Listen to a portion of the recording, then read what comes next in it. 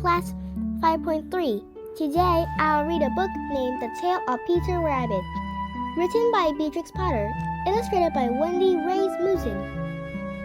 Once upon a time, there were 4 little rabbits, and their names were Flossie, Musby, Cottontail, and Peter. They lived with their mother in a sandbank underneath the root of a very big fir tree. "Now, my dears," said old Mrs. Rabbit one morning, "you may go into the fields or down the lane, but don't go into Mr. McGregor's garden. Your father had an accident there. He was put in a pie by Mrs. McGregor. Now run along and don't get into mischief. I am going out." Then old Mrs. Rabbit took a basket and her umbrella and ran through the wood to the baker's. She bought a loaf of brown bread and 5 currant buns. Flossie, Musby, and Cottontail, who were good little bunnies, went down the lane together to gather blackberries. But Peter, who was very naughty, ran straight away to Mr. McGregor's garden and squeezed under the gate. First, he ate some lettuces and some French beans, and then he ate some radishes. And then, feeling rather sick, he went to look for some parsley. But around the end of a cucumber frame, whom should he meet but Mr. McGregor? Mr. McGregor was on his hands and knees planting out young cabbages. But he jumped up and ran after Peter, waving a rake and calling out, "Stop! Stay!" Peter was most dreadfully frightened. He rushed all over the garden, for he had forgotten the way back to the gate. He lost one shoe among the cabbages and the other among the potatoes. After losing them, he ran on 4 legs and went faster. So that I think he might have got away altogether if he had not unfortunately run into a gooseberry net and got caught by the large buttons on his jacket.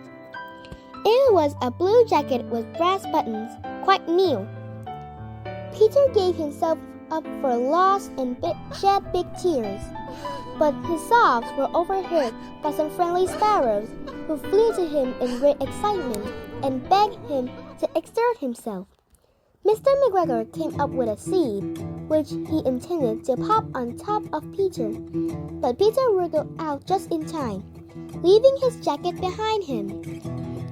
He rushed into the tool shed and jumped into a can.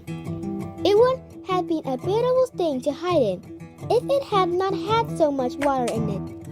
Mr. McGregor was quite sure that Peter was somewhere in the tool shed, perhaps underneath a flower pot. He began to turn them over carefully, looking under each. Presently, Peter's knees hurt too. Mr. McGregor was after him in no time and tried to put his foot upon Peter, who jumped out of a window, upsetting 3 plants. Peter sat down to rest.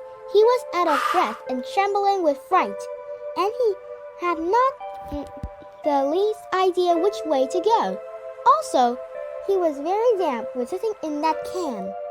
After a time, he began to wander about, going lippity, lippity, not very fast and looking all around.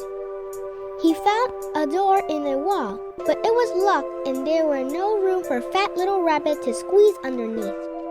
An old mouse was running in and out over the stone doorstep, carrying peas and beans to her family in the woods. Peter asked her the way to the gate, but she had such a large pea in her mouth, she couldn't answer. She only shook her head at him. Peter began to cry. Then he tried to find his way straight across the garden, but he became more and more puzzled.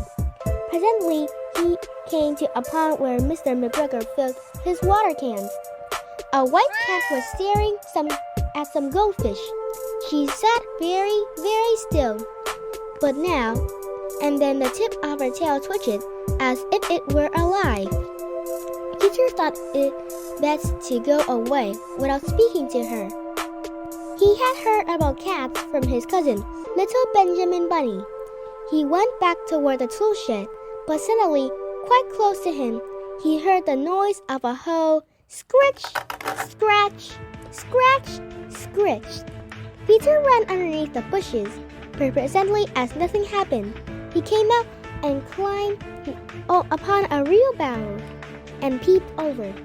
The first thing he saw was Mr. McGregor hoeing onions.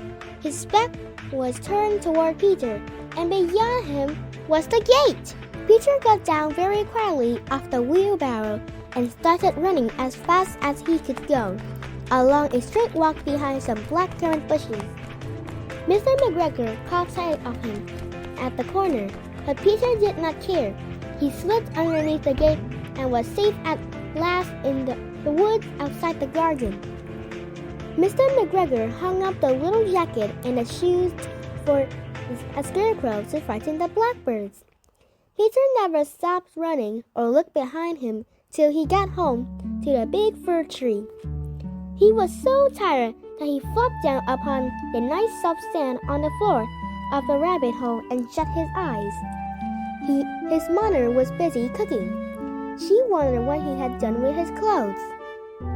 It was the second little jacket and pair of shoes that Peter had lost in 2 weeks. I'm sorry to say that Peter was not very well during the evening. His mother put him to bed and made some chamomile tea, and she gave a dose of it to Peter. 1 teaspoon to be taken at bedtime. But Flusby, Musby, and Cottontail had bread and milk and blackberries for supper. After the story, I've learned that we should listen to our parents, or else we will get in big trouble, just like Peter in the story.